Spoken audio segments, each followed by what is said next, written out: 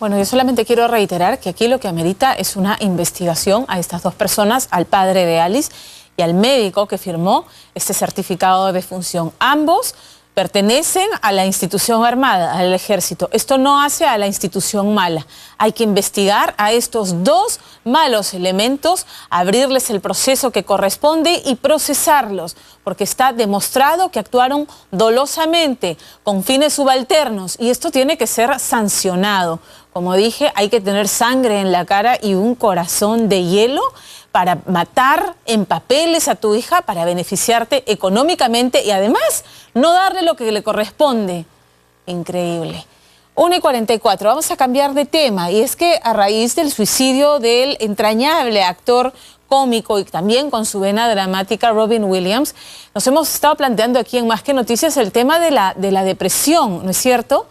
Y descubrimos, conversando con el doctor Aldo Álvarez, que es el jefe del equipo de atención farmacéutica de la Dirección General de Medicamentos, Insumos y Drogas, IGEMID, que nos acompaña esta tarde, que en la actualidad los antidepresivos se venden como en algunas farmacias, no voy a generalizar, en algunas como quien va y compra estas pastillitas, caramelitos para chupar para aliviar el fastidio de la garganta, sin receta médica cuando el requisito es ese. Pero la sorpresa más grande nos la llevamos cuando descubrimos que los mayores consumidores de antidepresivos son jóvenes, adolescentes, que seguramente desconocen de las consecuencias de no solamente autorrecetarse, sino de autorrecetarse antidepresivos que los pueden llevar en una mala dosis o una dosis mal administrada a la muerte. Doctor Álvarez, ¿cómo está? Buenas tardes. Buenas tardes. ¿Cómo han descubierto qué es lo que está pasando en el mercado de antidepresivos? Sí, lamentablemente en el mundo se tienen reportes de diferentes países donde se va mirando este incremento del uso de antidepresivos sin control. Existe dos formas de obtenerlo. Uno es en un mercado paralelo que existe en todos los lugares por más que hagamos esfuerzos. Y dos, efectivamente en algunos pocos lugares, pero que existen para que los jóvenes puedan obtener estos medicamentos. Lo que ocurre es que no se entiende, ellos no comprenden, como muchos pacientes no comprenden que ante algún cambio dentro de la fisiología, estados de ánimo, funcionamiento del corazón, del estómago, hay que ir al médico, se tiene que tener un diagnóstico y una prescripción, una receta que permita que si el medicamento va a ser iniciado, sea bajo la responsabilidad legal y técnica científica de un médico. Otro tema que resulta importante ver, lo publicaba el Wall Street Journal en el 2012, se habla de una generación medicada, una generación del medicamento, jóvenes que utilizan medicamentos para diferentes cosas, para actividades lúdicas, ¿no? Para jugar, a ver cómo se siente cuando tomamos este medicamento, y así como se puede utilizar un antidepresivo, se puede utilizar la típica mezcla desafortunada de bebidas estimulantes con alcohol. Entonces podemos ir para ambos lados, ¿no? Es un poco el problema. ¿Qué es lo que buscan? Siempre es, yo desconozco sobre cómo funcionan los antidepresivos. Es siempre porque se encuentran como confundidos y como no tienen un diagnóstico de lo que se está pasando, creen que es depresión y se automedican, o buscan en el antidepresivo algún tipo de alteración química interna que los ponga eufóricos, que les mejore el estado de ánimo, buscan algún tipo de reacción supuestamente positiva. Ambas.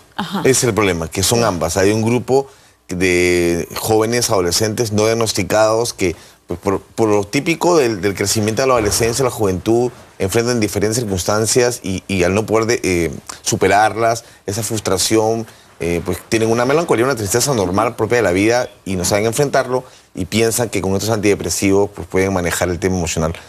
Lo otro importante es que efectivamente hay sí pacientes con depresión, con diagnóstico de depresión. Y aquí también lo importante es mencionar que los medicamentos no tienen un efecto tan rápido como en el caso de los analgésicos, ¿no? Uno puede esperar que en un analgésico haga un efecto muy rápido. Los antidepresivos requieren 4 o 6 semanas de tratamiento constante para empezar a ver un cambio. La depresión es discapacitante. Las personas con el diagnóstico dejan de tener actividades usuales, tienen problemas familiares, laborales, y con un impacto negativo entre la sociedad, ¿no? Claro, está catalogado como una enfermedad, aunque hay gente que se resiste y que dice, vamos, o sea, ya estás triste, pero escúchame, no tienes de qué estarlo, lo tienes todo, tienes trabajo, tienes una familia, ¿de qué estás triste? Y es un tema que efectivamente es una enfermedad y que el paciente o a quien resulte diagnosticado no lo puede manejar por sí solo. Exactamente, no es tan superficial como parece, ¿no? Claro. No es simplemente un bajón de ánimo que puede ser superado al día siguiente. Exacto. Hay muchas razones y muchas condiciones alrededor de la vida de los pacientes para utilizar esto, ¿no? No, claro, puse un ejemplo que es como sencillo, pero el fondo del asunto es que es una enfermedad a la que no se le da la atención adecuada, no siempre en todo caso. Sí, justo, y quería mencionar que uno puede pensar dentro del sistema de salud cómo hay que abordarlo. Christine Lu este año en el British Medical Journal publicaba un análisis de cuánto impacta el cambio de la información de los empaques y los insertos por la FDA, y veía que en realidad no era un problema de la información solamente del producto, era un tema de uso, de las conductas, y que ahí precisamente las autoridades de salud como nosotros, como DIGEMIT, junto con los medios de comunicación, son los que tienen que trabajar juntos para difundir masivamente esta información y prevenir a los jóvenes y padres de familia que este uso puede llevar a la muerte a los niños y a los jóvenes, ¿no? Eso quería preguntarle. ¿Cuáles son las consecuencias de automedicarse con el tema de antidepresivos? Sí, lo que ocurre es que los diferentes reacciones bioquímicas que existen dentro del cuerpo pueden ser sumadas porque pueden utilizarse sobredosis. O, peor aún, pueden utilizarse combinaciones de medicamentos con sustancias alcohólicas, por ejemplo, y que permite y genera finalmente que el paciente pueda tener complicaciones. Y dentro de esto, cabe señalar una acotación. Muchos jóvenes que utilizan antidepresivos para generar un estado de euforia, desafortunadamente también se ha asociado, dentro de las investigaciones, un consumo masivo de sildenafilo, que es esta sustancia estimulante sexual. Y esa combinación lamentablemente va de la mano en muchas investigaciones. Jovencitos que se sienten medio tristes, utilizan un antidepresivo, se sienten mejor, y además utilizan el sildenafilo para mejorar la potencia sexual durante las relaciones, ¿no? Por el amor de Dios, ¿estamos hablando de jóvenes de qué edades? 15, 16, 20, 22. Chicos que no deberían utilizar eso porque no lo necesitan realmente. Exacto. No hay un diagnóstico de ninguna de las dos condiciones médicas y que por desinformación lamentablemente tienen ese tipo de conducta, ¿no? Se ha hecho, digamos, un sondeo de cuántas, y se han identificado cuántas son las farmacias o los proveedores que están vendiendo esto sin receta médica. En realidad, los operativos que realiza DIGEMIT permanentemente intenta poder verificar que los medicamentos salen con receta médica. Sin embargo, como yo comentaba hace un momento, no siempre es el mismo joven el que necesariamente lo consigue de manera directa. Claro. Hay una forma paralela de obtener, a pesar de que la DIGEMIT hace los esfuerzos, ¿no? Y algo interesante por puntualizar es que parte también de la depresión en la juventud, en el caso de las señoritas, las jovencitas, es el verse según un estándar de cuerpo, ¿no? Claro. Entonces, eso también origina una compra paralela que se trabaja mucho para sustancias, productos para bajar de peso. Entonces, que tienen otro tipo de componentes que te aceleran el metabolismo. Ahorita o hace básicamente perder agua, ¿no? O sea, deshidrata. Claro, te deshidrata. Y se piensa que es el modo correcto de bajar de peso, ¿no? Es como una especie de combo. Anfetaminas. Sí. Mientras los chicos usan pues a los antidepresivos y el sildenafilo, muchas de las chicas utilizan antidepresivos más sibutramina, ¿no? O sea, entonces, claro, y la mezcla es explosiva, me exacto, imagino. Porque van quedándose dependientes y no logran entender el aceptarse como son, que todo es parte de un crecimiento, ¿no?